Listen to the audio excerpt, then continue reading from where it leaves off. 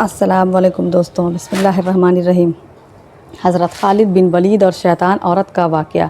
محترم دوستو، عربوں کے متعلق یہ بات تو آپ سبھی جانتے ہیں کہ اسلام سے پہلے زمانہ جہالت میں عرب بتوں کو اپنا خدا سمجھتے تھے اور ان کی پوجا کرتے تھے۔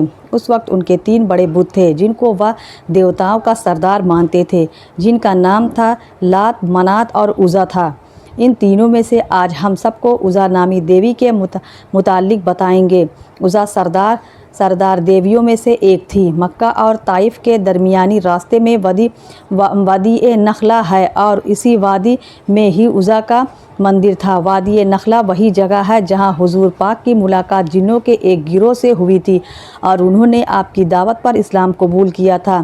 قریش اور دوسرے قبائل وادی نخلہ میں مذہبی رسومات پوری کرنے کے لیے آتے تھے۔ اس کے علاوہ عزا دیوی کے مندر میں تمام لوگ عزا دیوی کے لیے جانوروں کی قربانی بھی کرتے تھے اور اس مندر میں چڑھاوے بھی کرتے تھے۔ باقی تمام بتوں کی نسبت عزا کی بہت زیادہ عزت اور تقریم کی جاتی تھی۔ روایات سے پتہ چلتا ہے کہ عزا دیوی ایک شیطان عورت تھی اور اس کی رہائش وادی نخلہ میں پائے جانے والی 3 چھاؤں کے درخت پر تھی۔ عزا دیوی کے اندر چونکہ شیطانی طاقتیں موجود تھیں تو انہی کے بل پر وہ دیوی اپنے بت سے آوازیں نکالتی تھی جن کو عرب قبائل سن کر اس کے اندر کی قوتوں پر اعتبار کرتے تھے۔ یہ دور ایسے ہی چل رہا تھا کہ انہی دنوں اللہ تعالیٰ نے حضرت محمد کو مبعوث فرمایا اور آقائے دو جہاں حضرت محمد مصطفیٰ نے لوگوں کو بتوں کی پوجا سے منع فرما دیا۔ قریش نے یہ سنا تو ان کو یہ بات بالکل اچھی نہ لگی اور انہوں نے اپنی ہر بات کو جھٹلا دیا۔ فتح مکہ کے وقت حضور اکرم نے خانہ کعبہ میں موجود تمام بتوں کو توڑ دیا، لیکن عزا دیوی کے مندر میں موجود بت اس وقت تک وہاں سلامت رہا اور اس کے ماننے والے عقیدت مند اس کی پوجا اسی زور شور سے کر رہے تھے۔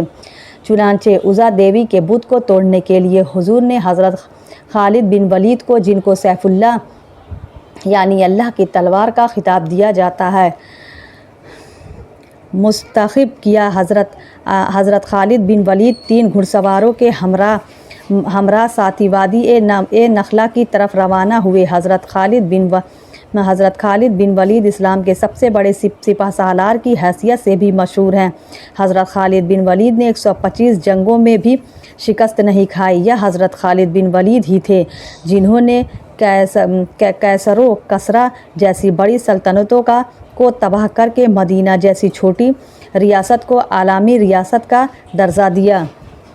لیکن اس بات پر حضرت خالد بن ولید جس قوت طاقت سے برسرے پیکار ہونے جا رہے تھے، اس شیطانی قوت کی حقیقت تو صرف اللہ عز و جل یا اللہ کے نبی حضرت محمد ہی جانتے تھے۔ فتح مکہ سے کچھ روز بعد 25 رمضان المبارک کو حضرت محمد نے حضرت خالد بن ولید سے فرمایا کہ تم وادی نخلہ کی طرف جاؤ اور اس کے اندر موجود 3 چھاؤں والے درختوں کو تلاش کر کے کاٹ دو۔ جب تم 3 چھاؤں والے درختوں کو تلاش کر لو تو ان میں سے پہلے چھاؤں والے درخت کو کاٹ دو۔ اس سے مراد ایسا درخت ہے جو خودرو ہوتا ہے، اس کو انگلش میں ٹیمرس کہتے ہیں، یا کسی بھی جگہ بنا پانی کے خود بخود اگنے لگتا ہے۔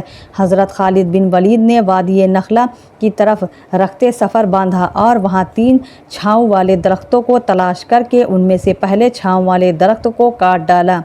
جب حضرت خالد بن ولید اس عمل کو انجام دینے کے بعد واپس آ کر آپ کی خدمت میں تشریف لائے تو آپ نے فرمایا کہ جب تو نے اس درخت کو کاٹا تو کیا تمہیں کچھ دکھائی دیا تھا یا کوئی ایسی بات ہوئی تھی جو تمہیں غیر معمولی محسوس ہوئی؟ اس کے جواب میں حضرت خالد بن ولید نے عرض کیا کہ نہیں یا رسول اللہ، مجھے وہاں کچھ بھی عجیب یا غیر معمولی محسوس نہیں ہوا۔ اس پر حضرت محمد نے فرمایا کہ تم واپس جاؤ اور وادی نخلہ کے 3 چھاؤں والے درخت میں سے دوسرا درخت کاٹ ڈالو۔ حضرت خالد بن ولید نے حضور اکرم کے حکم کی تعمیل کرتے ہوئے وادی نخلہ کے 3 چھاؤں والے دوسرے درخت کو بھی کاٹ دیا۔ واپس جب خدمت اقدس میں پہنچے تو آقائے दो जहां ने फिर से वही सवाल दोहराया कि ऐ खालिद, क्या दूसरे दरख्त को काटने पर तुझे कोई आवाज़ या तुमने कुछ गैर मामूली देखा? इस बार भी हज़रत खालिद बिन वलीद ने नफ़ी में ही जवाब दिया। इस बार आकाए दो जहां ने फरमाया, वापस जाओ और तीसरे 3 छाव वाले दरख्त को भी काट डालो।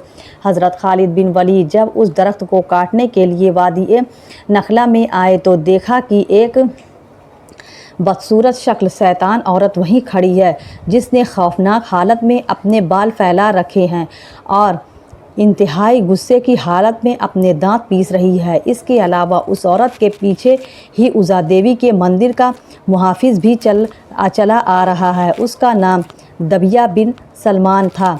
जब दबिया ने हज़रत खालिद बिन वलीद को देखा तो उस बदसूरत शक्ल शैतान औरत से यूँ कहने लगा कि ऐ उज़ा, खालिद पर ज़ोर से हमला करो और ख़बरदार पीछे ना हटना।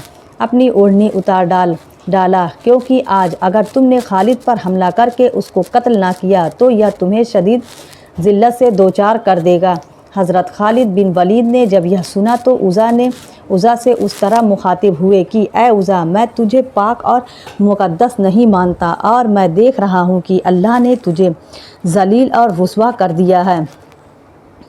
यह कहकर हज़रत खालिद बिन वलीद ने उज़ा पर हमला कर दिया और अपनी तलवार से उसके सर पर वार करके सर को तन से जुदा कर दिया। हज़रत खालिद बिन ने वार के बाद जब देखा तो वह शैतान औरत उज़ा जल कर राख बन चुकी थी।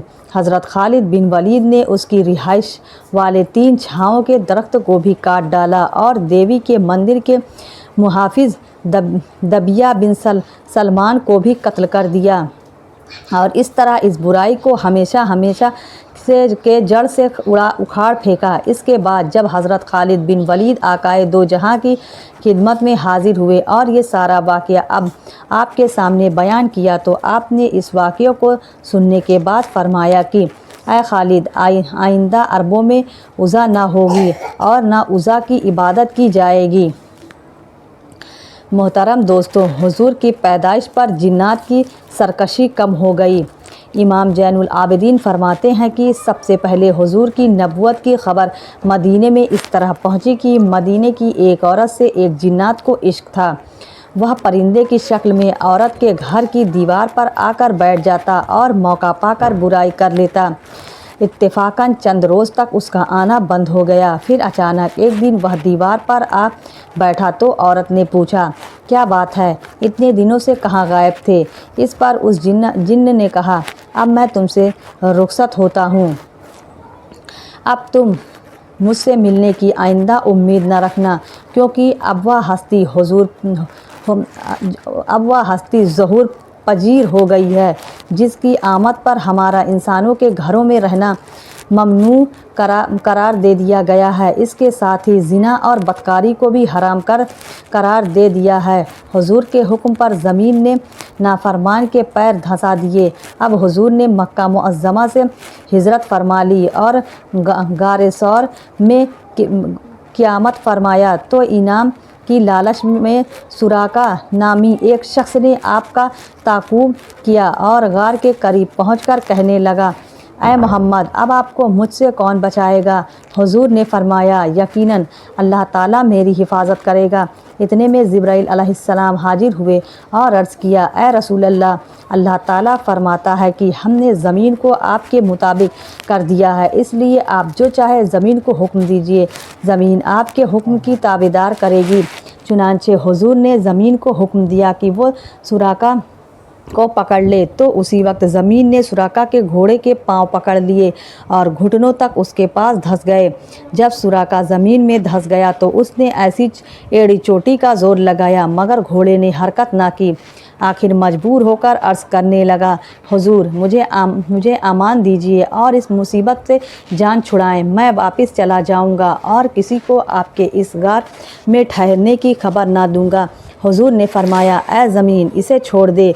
इस हुक्म की देरी थी कि उसी वक्त ज़मीन ने सुराका के घोड़े के पांव छोड़ दिए और सुराका वहाँ से चला गया। अल्लाह ताला हमें नेक आमाल करने और गुनाहों से बचाने की तौफीक अता फ़रमाए। आमीन।